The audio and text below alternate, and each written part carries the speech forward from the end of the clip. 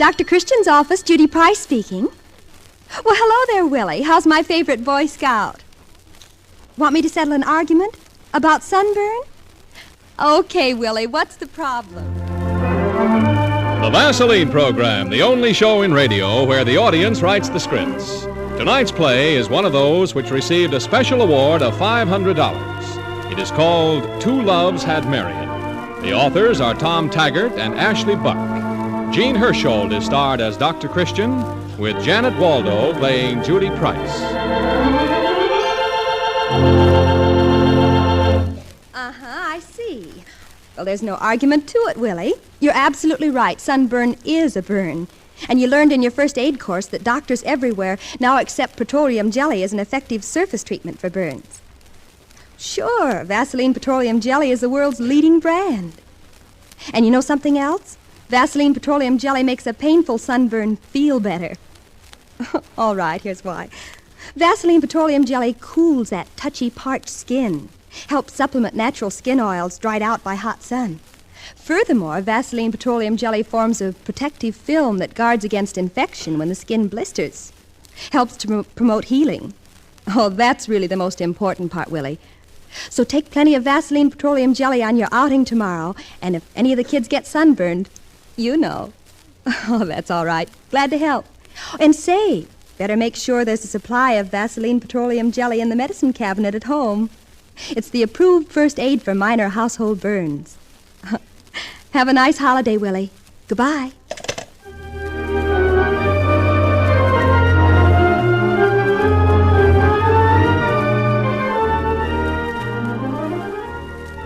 Good afternoon. Won't you sit down, Miss... Douglas, Marian Douglas. I don't believe I've seen you in River's End before. No, I just arrived. My home's in New York. Doctor, Yes? Frankly, I don't know where to begin. It's all so involved and confusing. You're ill? No, I'm not ill. At least not ill the way your patients usually are. You'll probably think I'm silly, but I've come all the way from New York just to see you. Well, I didn't know my fame had spread that far. Oh, that isn't it. That isn't why I've come. It's because of David. David? David Rodell. Does that name mean anything to you? Why, yes. We have a young man here in town, or rather did have, by that name. I believe he's still in the Army. Or perhaps it was the Marines. Well, isn't he here now? Well, about that I'm not too sure. I'll ask Judy Price, my assistant. Oh, Judy! She'll know. Yes, Doctor? Do you remember a boy named David Rodell? David Rodell? Of course I do. We went to school together. Then you know him. You know what he's like. If anyone can help me, you can. You see, Dr. Christian, I met David Rodell a little over 2 years ago in New York. I was working at the downtown canteen for servicemen. It was a Saturday night, and there was dancing. And I saw this soldier leaning against a pillar. He was all alone.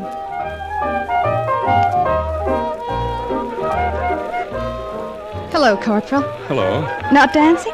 Well, as a matter of fact, I don't know anybody. Who does? That's what we're here for, to get acquainted. My name's Marian Douglas. I'm David Rodell. Will you dance? I'd love to. This your first trip to New York? Mm-hmm. Oh! Pardon me. That's all right. I've got 2 left feet. At least that's what my sergeant tells me. You're a good dancer. I've had quite a bit of practice lately. You here all the time? 3 nights a week. You work? Volunteer, Red Cross. You don't get paid for that. No, Where are you from, Corporal? River's End. River's End? Where on earth is that? Oh, it's a little town in the Middle West. New York your home? Yes, I'm one of those rare people. I was born here. Ah, it's a wonderful place, all right. Oh, they would. Just when we were getting into the swing. I think this is intermission. Would you like a drink and a sandwich? Yeah, but let's have them somewhere else. How about going out to... I'm sorry, but we're not allowed. Rule number 2, and I quote, no hostess will leave the club with a member of the armed forces. Yeah, I'm sorry, too. You see, this is my last furlough. When it's over, I report to a POE. POE? A port of embarkation. Oh. I'm shipping. Say, maybe we could leave here at different times and then meet outside. That's been tried, too. Successfully? Very. But I'm on duty until 11. I'll wait. Oh, good. It's only another 2 hours. Yeah, and that's nothing compared to the other waiting. Other waiting? Yes. All those years we didn't know each other.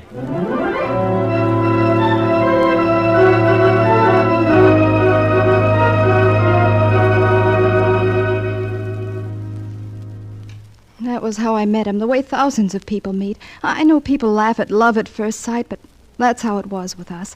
I think Miss Price will agree with me that David has definite charm. Over 6 feet tall, dark curly hair, a smile, well, it's sort of... I know I sound like... Wait a minute. You're not talking about David Rodell. But I am. Oh, then it's not the David Rodell we know. He's short and sandy-haired. I was afraid you'd say that. What? Perhaps you'll understand better when I've finished. I told you it was confusing. It's more than that. It's completely unbelievable and frightening.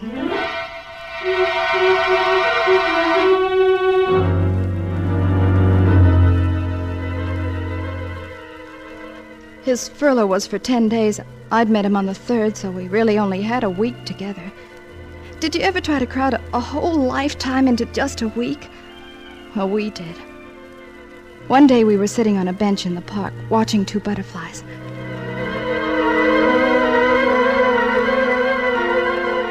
I don't know of anything that makes you feel as though spring is here as much as butterflies. You almost feel like them, light and gay. They're the whole spirit of spring. I remember when I was a kid taking piano lessons. Le papillon, the butterfly. It went... I know. I had it too. Da-da-da-da-da-da-da-da-da-da. That's it. Da-da-da-da-da-da-da. Gee, I haven't thought of that in years. When I was a kid, I used to sit quietly and butterflies would light on my shoulder. Oh, they won't do that. They're too timid. No, they're not. I'll show you. Now, quiet. Oh, but David... Quiet, woman. The great Rodello butterfly charmer will now go into his act. They're coming this way. Quiet. They are. Quiet. That one did. David. Why, you're the only man I ever knew who had a way with butterflies. Too bad they're the only ones. I wouldn't say that. Look, Marian, I guess there should be a build-up to this, but I don't know how to go about it. So I'll just keep it simple and say the same old words that millions before me have said. I love you very much, darling. Will you marry me? I thought you'd never get around to asking me. Hey, that's the wrong thing to say. Your line is, this is so sudden. We haven't time for lines these days. There's a war on, remember? Yeah, I remember. We'll have to be married today. Let's go. We can't be married today, David. There's a law. A law against getting married? No, darling. But after you apply for the license, you must wait 5 days. 5 days? Uh-huh. I'll be in the middle of the ocean in 5 days. I'll wait for you, darling. Wait until you come back. We can marry then. But... Well, maybe you're right. It would be better if you were free in case I... Well, my present vocation isn't exactly a safe one. It isn't that at all. And I don't want to be free. Not if it means never being married to you. We belong to each other, David. And that's the way I want it. Forever.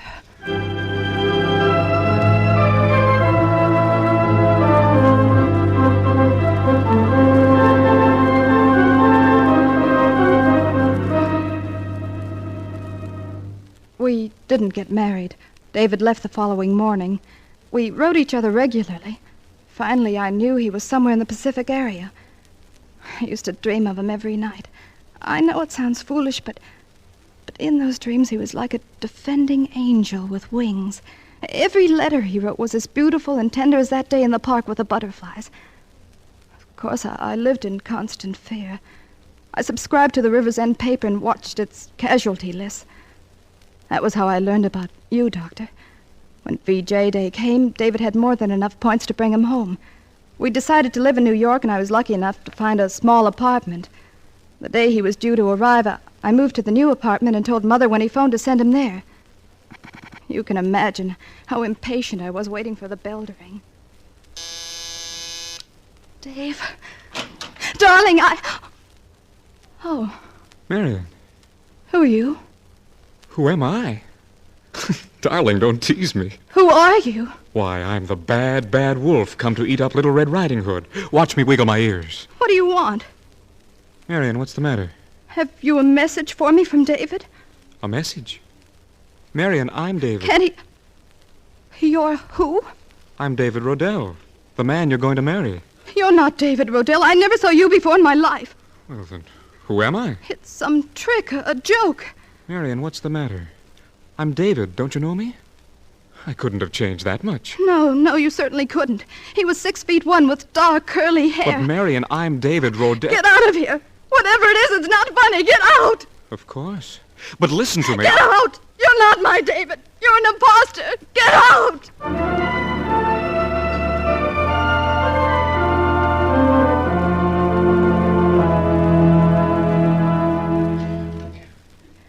He tried to phone me the next day and convince me that he was David. He kept calling me, trying to see me. To get rid of him, I finally had to have him arrested. The judge ordered him to quit annoying me and let him off with a suspended sentence. After that morning in court, I never saw him again. One moment, Miss Douglas. Yes, Doctor? Did this stranger, or imposter, I should call him, give any evidence that he was David Rodell? Well, he had an honorable discharge certificate, and the name on it was... Yes? David Rodell. And his home address? River's End. There couldn't be more than one David Rodell in River's End, could there, Judy? Oh, of course not. And he's of medium height and blonde. No, he's tall and dark. I've come all this way. I've done so much to find him. There now. Don't excite yourself. I'm sure we can help you. Nobody will help me. I even went to Washington, to the War Department. I was determined to find the David I had known. Our records show that David Rodell of River's End returned on the date you mentioned, Miss Douglas, and on the ship you mentioned, and since then has been honorably discharged. But that isn't the David Rodell I mean. It has been further confirmed that David Rodell saw active combat in the areas which you've mentioned. It can't be. The David I knew... I'm sorry, Miss Douglas. Every date you've given us leads to but one thing, that the man who claims to be David Rodell is David Rodell. He was the only person by that name in the infantry battalion to which you addressed your mail. Please listen to me. We have, Miss Douglas, and I regret there's nothing more we can do about it.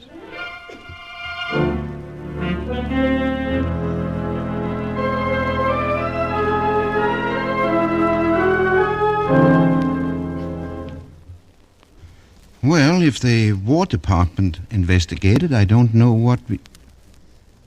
Tell me, Miss Douglas, you spoke of your mother. Did she meet both Davids? No, only the imposter. The week the real David was on his furlough, my mother wasn't in New York. How about your friends? No, I was selfish, I suppose. I kept David to myself. Then the only person who could distinguish between the two men is yourself? I'm afraid so. And since the second David has so clearly proved his identity, it's the first man, the man you fell in love with, who's the imposter. Oh, no. You mean the man she met at the canteen wasn't Dave Rodell, but the man who came back was. Is that right, Doctor? Yes. Well, the first one might have been an army deserter and took the name of Rodell by accident. Oh, of course, that's it. He might even have been in David's outfit. No, that doesn't hold water either. Why not? Because if there were two David Rodells, how did the second one come into the picture? Remember, he was the man who answered all of Marian's letters. He was the one who was overseas. And finally, the one who came back to marry her. Wait a minute. You're getting me all mixed up. First David, second David. One tall and dark, one not so tall and blonde. It's a regular Gordian knot. It would take King Solomon to cut it open. You can't help me, Doctor? Oh, of course he can help you. You've come all this way, and David's such a nice guy. Which David? Well, our David, of course. Well, phone him to come over here, will you, Judy? No, not the imposter. I don't want to see him again. Then why did you come to River's End? Because I hoped against hope that I'd find my David here. I know now I was wrong. You weren't wrong, Miss Douglas. Not wrong? No. Your David is here.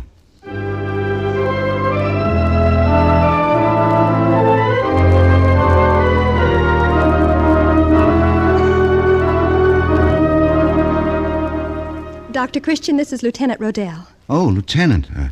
Yes, come in. Sit down. Were you ever a corporal, Lieutenant? Yes, and a sergeant, too. I got my commission in the field. Iwo Jima, to be exact. Did you ever know a girl named Marian Duck? Mary? She's here? Oh, you did know her then? Know her. I was engaged to marry her until she changed. I came back and she didn't recognize me. Have you changed? Oh, not that much. I hadn't shrunk 5 inches and bleached my hair, if that's what you mean. She's been to see you?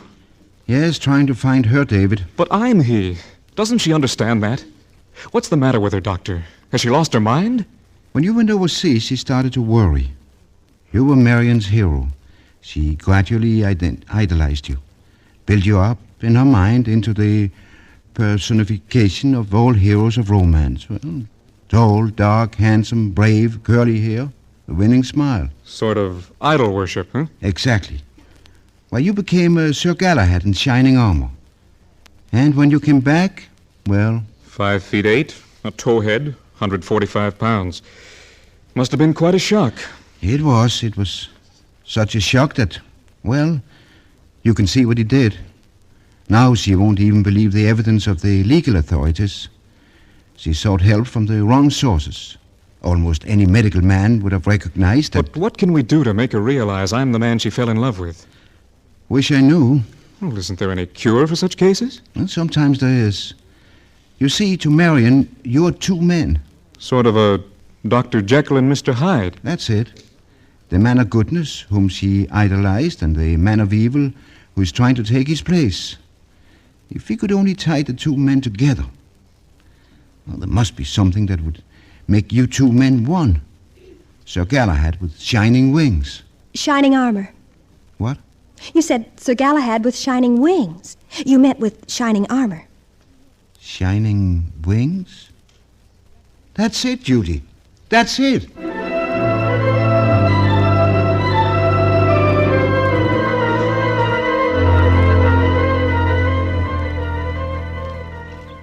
But, Dr. Christian, I told you I didn't want to see him. Miss Douglas, I brought you here to this park under false pretenses, and I apologize, but believe me, it's only to help this young man. You see, he's under a strange delusion. A delusion that you're the girl he loves. If you'd only talk to him, perhaps he... I suppose I have been rather unkind. Well, just talk to him here in the park for a while. Very well, but I really... Here he comes now. Oh, David! David! Oh, you stay with us. No, I think that... good afternoon, David. Beautiful spring day, isn't it? It certainly is. Hello, Marian. Good afternoon. Well, I've got to be running along. I've got a patient having a baby. And you know how impatient babies are. They just won't wait. May I sit down? Why, certainly. Thanks. I'm afraid I owe you an apology, Mr. Rodell, for treating you so badly in New York. Well, that's all right. I was rather upset. I can understand that. You're expecting one man and getting another. What was your David like, Marian? He was very tall, dark curly hair, and he had a smile. He was strong, yet kind and gentle, too. I remember one day in the park in New York. Yes? It seems so long ago. Yes. Remember the butterflies? Yes, the butterflies. How did you know? I don't know of anything that makes you feel as though spring is here as much as butterflies. You almost feel like them, light and gay. You're the whole spirit of spring. I remember when I was a kid taking piano lessons. The butterfly, it went da-da-da-da-da-da-da-da-da-da-da. Remember, Marian? David knew it, too. How did you know that? You're trying to fool me. When I was a kid, I'd sit quietly and the butterflies would light on my shoulder. On David's, too. Let's be quiet and see what happens now. Well, there aren't any butterflies around. Maybe if we sit quietly. Oh, but Look, there's one now. Where? Over on that bush. There'll be another one. See? There it is. Yellow and black. Just like... What? Oh, nothing. Quiet. The great Rodello, butterfly charmer, will now go into his act. They're coming this way. Quiet. They did. David, why, you're the only man I ever knew who... David. You're David Rodell. David.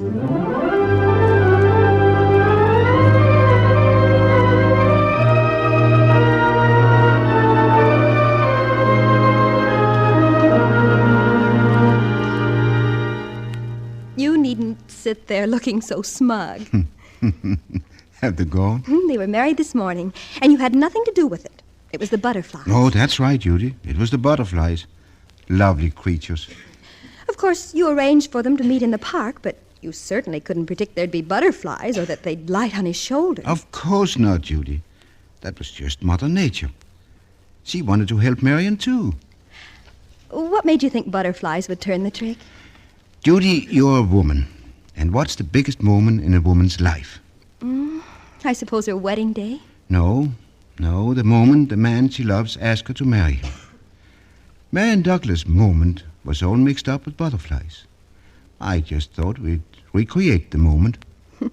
Lucky for you, there were butterflies. Very lucky, Judy. The next time you're going that way, take back Frankie Owen's minnows net, will you? Minnow net? Oh, what were you doing catching minnows? Who said anything about catching minnows? And, Judy, throw out the rest of the solution, too, will you? What is it? Nothing, just a little sugar and water. Sugar and water? Why, you old fraud. No wonder David Rodell had to send his suit to the cleaners.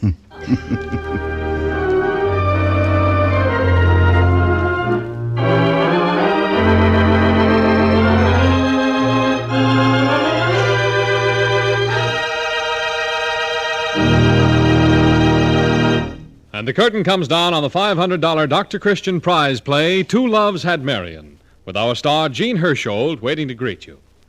Men, thousands of people have dry scalp. You may have it and not even realize it. Is your hair dry, unruly? Does it shed dandruff flakes? If you've noticed any of these signs of dry scalp, start using Vaseline Hair Tonic. Vaseline Hair Tonic checks dry scalp quickly, easily, by supplementing natural scalp oils. It contains no alcohol or other drying ingredients. Yes, Vaseline Hair Tonic works with nature, not against it. Just 5 drops a day, check dry scalp, give your hair a neat, well-groomed look. Used with massage before shampooing, Vaseline Hair Tonic loosens dandruff, relieves itchy tightness. Your scalp feels better, your hair looks better. Vaseline Hair Tonic gives double care to both scalp and hair. Remember, more men use Vaseline Hair Tonic today than any other hair tonic in America. Try it. Vaseline Hair Tonic is one of the many Vaseline brand products made by the Cheesebro Manufacturing Company, owners of the trademark Vaseline. And now, here is Jean Hersholt.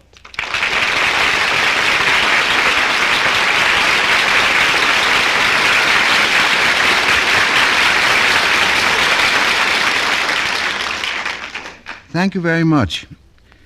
Next week, our play is called Spotlight on Grandma, and it's the work of Rebecca Bennett of Indianapolis, Indiana.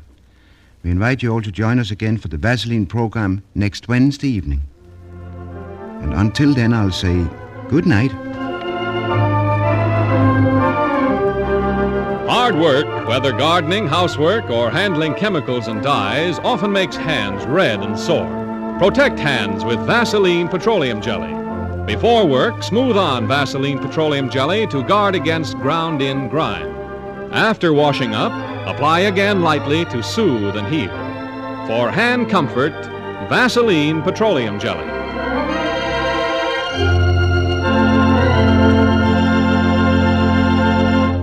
The toll of traffic accidents is mounting daily. Little careless chances each day are causing big smash-ups. There's only one way to reduce this danger, and that's for each one of us to resolve not to take those chances. After all, what do we gain by attempting to beat the lights, or speeding when nobody's looking, or driving when we've had a few drinks, or driving fast in the dark? Don't do it, and don't let your friends do it. It's not worth the risk of smash-ups and death.